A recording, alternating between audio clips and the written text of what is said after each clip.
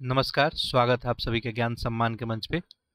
तो हम लोग जो है एनसीईआरटी का क्लास 6 हिस्ट्री का एमसीक्यू देख रहे थे और इस क्रम में हम लोग 5 अध्याय कंप्लीट कर लिए हैं। तो आज हम लोग 6वां अध्याय देखेंगे। इससे पहले मैं आपको एक बात बता दूं कि आप सभी जो है प्लेलिस्ट में जाके और एनसीईआरटी का जो थियोरेटिकल पोर्शन का वीडियो बना है वो जाके देखें। वो देखने के बाद यदि आप लेक्चर देखते हैं तो आपको कोई प्रॉब्लम नहीं होगी, क्योंकि सारा कुछ अच्छे से वहाँ पे एक्सप्लेन किया गया है। एनसीईआरटी यहाँ पे हम लोग मल्टी डायमेंशनल अप्रोच रख के पढ़ाई किए हैं। तो प्री पॉइंट ऑफ व्यू से क्या क्या क्वेश्चन बन सकते हैं, मेंस पॉइंट ऑफ व्यू से क्या क्या क्वेश्चन बन सकते हैं, वहाँ पे सारा कुछ डिस्कस किया गया है। मेंस में कोई कैसे कैसे क्वेश्चन बनाए जा सकते हैं। तो काफ़ी छोटे छोटे भी क्वेश्चन हैं और कुछ अच्छे क्वेश्चन भी आपको दिए गए हैं। तो आंसर राइटिंग के लिए आंसर राइटिंग की शुरुआत के लिए काफ़ी आपके लिए बेहतर होगा। वीडियो अभी 1-2 दिन अपलोड नहीं हो पाया क्योंकि तबीयत मेरा सही नहीं हो पाया था। अभी थोड़ा पहले से तबीयत सही है, तो आज मैं ये लेक्चर आपके लिए रिकॉर्ड कर रहा हूँ। बाकी रेगुलरली हम लोग काम करते रहेंगे। एक आध दिन ऐसा आता है कि आप चाह के भी कुछ नहीं कर सकते हैं। तो आप सभी जाके वो एनसीईआरटी का पहले वीडियो देख ले, ठीक है। उसके बाद इस एमसीक्यू को अटेम्प्ट करें। और ये एमसीक्यू काफ़ी अच्छा एमसीक्यू बनाया गया है। जिस तरह से अभी प्रश्न पूछे जाते हैं, चाहे आप कोई भी एग्ज़ाम लिख रहे हैं, सारे एग्ज़ाम को ध्यान में रख के ये एमसीक्यू बनाया गया है। तो सारे लोग एमसीक्यू का नंबरिंग कर लेंगे और नंबरिंग करने के बाद क्वेश्चन देखने के साथ आप अटेम्प्ट करेंगे। पहले मैं भी सॉल्व करूंगा, आपको थोड़ा सा वक्त दूंगा, तो आप देखेंगे कि आपका कितना आंसर सही हो रहा है। और आप चाहें तो लिख सकते हैं कमेंट बॉक्स में कि आपका कितना जो है आंसर सही हुआ। और लेक्चर को जो है अधिक से अधिक लोगों तक शेयर करेंगे ताकि अधिक से अधिक लोग इसका लाभ उठा सकें। इसके अलावा इस चैनल पे आप सभी के लिए और भी चीज़ पड़े हैं, जैसे फिजिक्स का वीडियो डाला गया है। इसके अलावा रीजनिंग का वीडियो अपलोड किया गया है। रीजनिंग का वीडियो जो है मात्र 4.5 घंटे में आप रीजनिंग जो है रिवीजन पर्पज से देख सकते हैं। मैथमेटिक्स का कुछ अर्थमेटिक पोर्शन का वीडियो अपलोड किया गया है, तो आप जाके प्ले लिस्ट में सब देख सकते हैं। आपका कोई भी फीडबैक हो तो आप कमेंट बॉक्स में ज़रूर लिखेंगे। आपके फीडबैक को ध्यान में रखते हुए आगे काम किया जाएगा। चलिए तो देख लेते हैं हम लोग।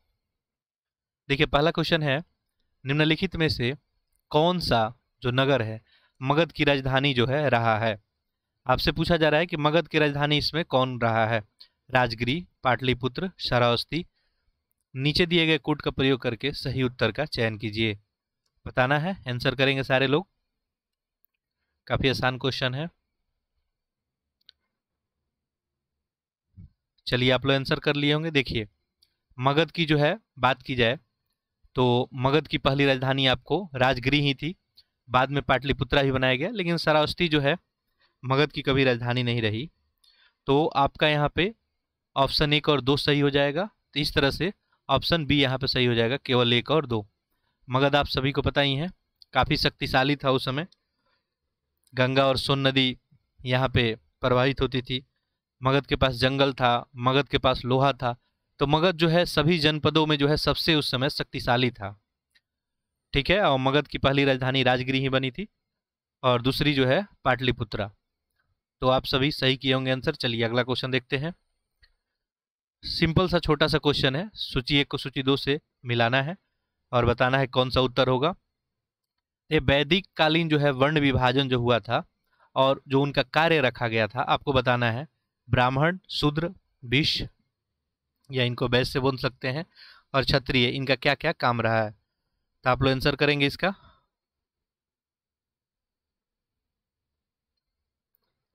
चलिए, आप लोग आंसर कर लिए होंगे।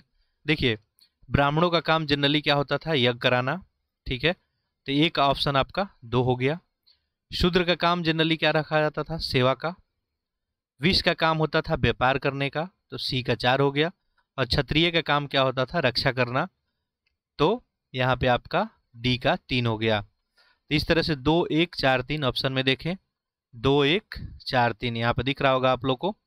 2 1 4 3, तो यही आपका सही हो जाएगा। 2 1 4 और 3। तो बिल्कुल सिंपल सा क्वेश्चन था, ठीक है। चलिए आगे देखते हैं।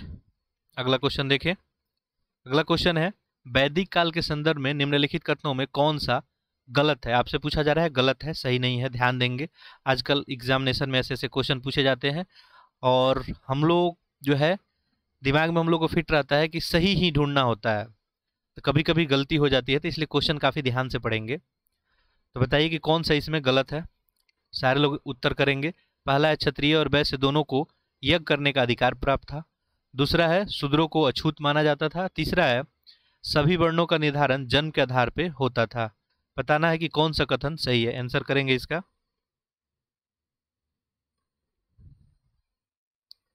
देखिए, आप लोग आंसर कर लिए होंगे। वैदिक काल की यदि हम लोग बात करें तो क्षत्रिय और वैश्य दोनों को जो है यज्ञ करने का अधिकार दिया गया था, तो बिल्कुल स्टेटमेंट ही सही है। शूद्रों को अछूत माना जाता था। देखिए, इनिशियल वैदिक पीरियड में यदि बात करेंगे तो शूद्रों को अछूत नहीं माना जाता था। ये जब उत्तर वैदिक काल आ गया, हम लोग जब वैदिक काल के बारे में, वैदिक संस्कृति के बारे में काफ़ी डिटेल में पढ़ेंगे, तो हर एक एक पॉइंट को एक्सप्लेन करेंगे। अभी क्लास 6 के बेस पे आपको हम लोग क्वेश्चन कर रहे हैं, तो घबराना बिल्कुल नहीं है। हम लोग काफ़ी डेप्थ में पढ़ेंगे कि आपका कहीं से कोई भी क्वेश्चन बने तो बिल्कुल नहीं छूटेगा। हिस्ट्री का आपको जल्द से जल्द ही सेपरेट लेक्चर जो है प्रोवाइड किया जाएगा, तो बिल्कुल परेशान नहीं होना है। अभी देखें तो पहला स्टेटमेंट तो सही है। शूद्रों को जो बात कर रहे हैं तो अछूत इसको माना गया था, लेकिन ये उत्तर वैदिक काल से प्रारंभ हुआ था। ठीक है, प्रारंभ में जो है शूद्रों को अछूत नहीं माना गया था, तो ये स्टेटमेंट जो है गलत हो गया। सभी वर्णों का निर्धारण जन्म के आधार पर होता था, तो ये स्टेटमेंट वैदिक काल का अंत होते होते सभी वर्णों का जो है निर्धारण जन्म के आधार पर होने लगा। ब्राह्मण का लड़का ब्राह्मण कहलाएगा, क्षत्रिय का लड़का क्षत्रिय कहलाएगा, तो ये जो है आखिर में शुरू हो गया था। तो ये स्टेटमेंट 1 और जो है आपका 3 है बिल्कुल सही है। तो गलत पूछ रहा है तो गलत तो 2 ही है। शूद्रों को अछूत माना जाता था, तो यहाँ पे ऑप्शन जो है बी सही हो जाएगा। क्लियर होगा? चलिए, बाकी हमने लेक्चर में बात भी किया था कि हम लोग काफ़ी अच्छे से एक्सप्लेन करके देखेंगे। अभी के लिए इतना आप देख लें। चलिए आगे देखें। क्वेश्चन नंबर 4 देखें। महाजनपदों के संदर्भ में निम्नलिखित कथनों पर विचार कीजिए। महाजनपद के बारे में बताना है। पहला स्टेटमेंट देखें, महाजनपद की कई राजधानियों में किलेबंदी की गई थी। दूसरा देखिए, राजा सेना रखने लगे थे जिसे वेतन दिया जाता था। वेतन का संपूर्ण भुगतान आहत सिक्के के रूप में दिया जाता था। उपयुक्त कथनों में से कौन सा गलत है आपको बताना है। ठीक है, सारे लोग आंसर करेंगे।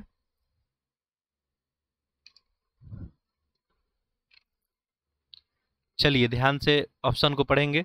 देखिए, तो आप लोग उत्तर कर लिए होंगे। महाजनपद के बारे में आपको बताना है, तो महाजनपद की कई राजधानियां किले बंद की गई थी। ये स्टेटमेंट बिल्कुल ही सही है, अपने प्रोटेक्शन के लिए, रक्षा के लिए, कि दूसरा जो है कोई राजा उस पर हमला नहीं कर दे। किलाबंदी उस समय की जाती थी। जैसे आपका कोई भी यदि राजा का जो है क्षेत्र होता था तो इसके चारों ओर किलाबंदी की जाती थी।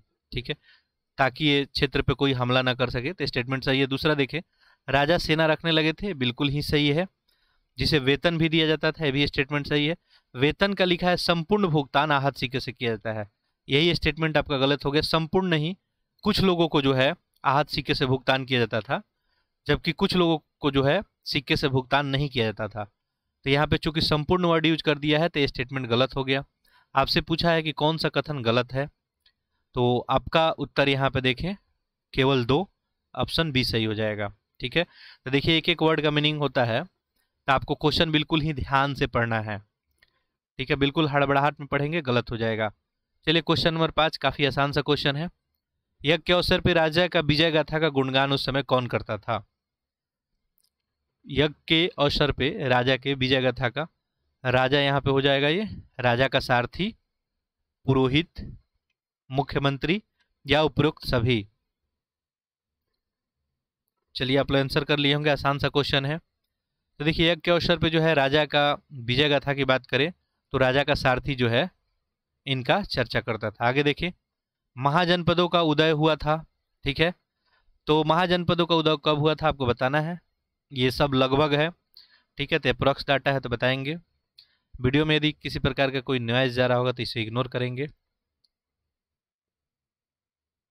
चलिए आप लोग आंसर कर लिए होंगे। लगभग जो है 2500 साल पहले जो है महाजनपदों का उदय हुआ था।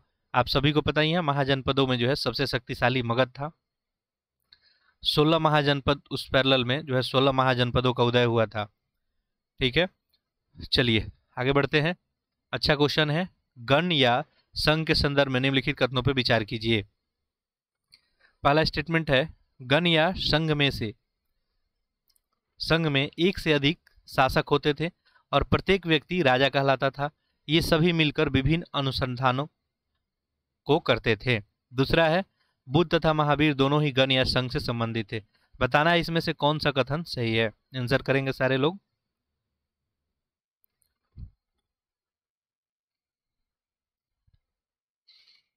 चलिए आप लोग आंसर कर लिए होंगे। देखिए अच्छा क्वेश्चन था।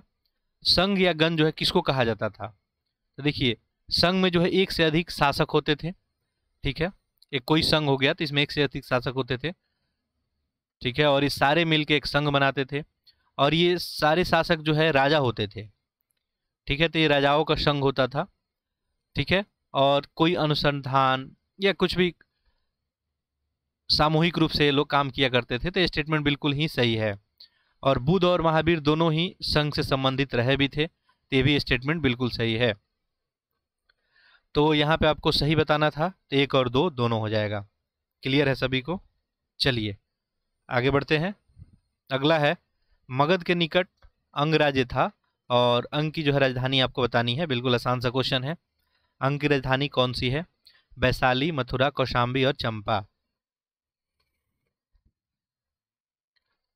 चलिए तो आप सभी आंसर कर लिए होंगे।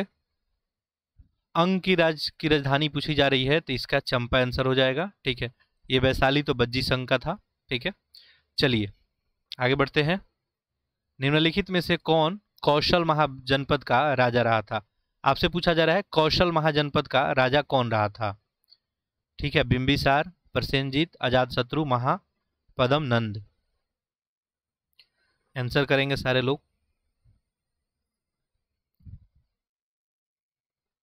चलिए तो कौशल महाजनपद की बात करें तो देखिए यहाँ पे ऑप्शन में बिंबिसार, ये बिंबिसार जो है मगध के राजा रहे थे। ठीक है, तो ऑप्शन तो ऐसे ही गलत हो गया। प्रसेनजीत बिल्कुल सही है, यही कौशल के राजा रहे थे। अजातशत्रु भी मगध के ही राजा रहे थे और महापद्म नंद भी नंद वंश के संस्थापक, ये भी मगध के ही राजा रहे थे। तो इन सभी के बारे में डिटेल में हम लोग आगे देखेंगे। बाकी अभी के लिए आंसर जो है आपका हो जाएगा प्रसेनजीत, यहाँ पे ऑप्शन बी। चलिए अगला क्वेश्चन देखते हैं। अच्छा क्वेश्चन है, ध्यान देंगे। महाजनपदों में जो है कर प्रणाली के संदर्भ में आपको बताना है कौन सा कथन इसमें सही है। तो देखिए उपज का जो है 1/6 हिस्सा कर के रूप में निर्धारित किया जाता था और जिसे भाग कहा जाता था, पहला स्टेटमेंट है। दूसरा, कारीगरों को श्रम के रूप में कर का भुगतान करना होता था। कौन सा कथन सही है बताना है, सारे लोग आंसर करेंगे। अच्छा क्वेश्चन है ये।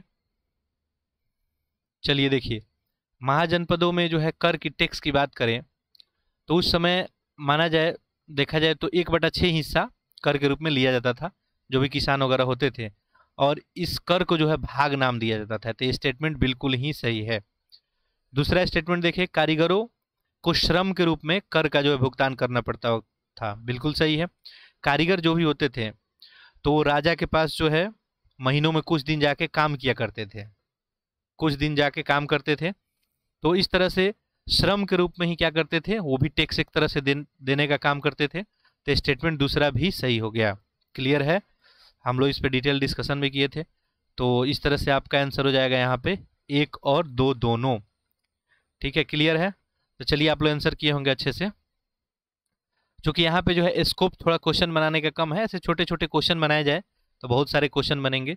लेकिन क्वेश्चन बनाने का देखिए पर्पस क्या होता है, आपको आइडिया लग जाए कि इस चैप्टर से कैसे कैसे क्वेश्चन बनाए जा सकते हैं। बाकी मैं आपको बताया ही हूँ कि 7th क्लास का हिस्ट्री जैसे ही हम लोग स्टार्ट करेंगे तो बिल्कुल अलग तरीके से स्टार्ट करेंगे, और उस हिस्ट्री में जो है एनसीईआरटी आपको न्यू और ओल्ड दोनों को ध्यान में रखते हुए उसको बनाया जाएगा। ठीक है, तो अब बिल्कुल हम लोग नए तरीके से स्टार्ट करने वाले हैं। तो आप लोग जो है धैर्य बिल्कुल बनाए रखेंगे, आपके लिए बहुत कुछ यहाँ पे किया जाएगा। और आपको जो भी इंस्ट्रक्शन दिया जाता है काम करें आप। आपका कोई सजेशन या फीडबैक को ज़रूर लिखेंगे और लेक्चर को जो है अधिक से अधिक लोगों के बीच पहुँचाएंगे, ताकि हमारा जो टारगेट है क्वालिटी एजुकेशन प्रोवाइड कराने का, वो पूरा हो सके। आपसे यही एक मदद है कि आप अधिक लोग पास लेक्चर को शेयर करें, चैनल को सब्सक्राइब भी जरूर कर लें। आपका कोई भी फीडबैक, आप किसी सब्जेक्ट पे यदि चाहते हैं, किसी टॉपिक पे आप चाहते हैं वीडियो बनाना, तो वो भी जरूर फीडबैक में लिखेंगे। सारे लोग का फीडबैक देखा जाता है और उसके आधार पे जो है आगे काम किया जाएगा। बाकी आने वाले समय में हम लोग बहुत कुछ करने वाले हैं, ठीक है। आपको साप्ताहिक जो है करंट अफेयर का भी वीडियो मिलेगा जल्द ही। एक सप्ताह में जो है एक बार आपको पूरे सप्ताह का एक शानदार सा जो है क्वेश्चन का कलेक्शन आपको दिया जाएगा, ठीक है। इसके अलावा आपको यहाँ पे अभी कुछ दिन में आपको एडिटोरियल भी प्रोवाइड कराया जाएगा, तो एक एक एडिटोरियल भी आपको मिलेगा, तो बहुत कुछ होने वाला है, ठीक है। चलिए, तो इस लेक्चर में हम लोग इतना ही रखते हैं। आप सभी का बहुत बहुत धन्यवाद।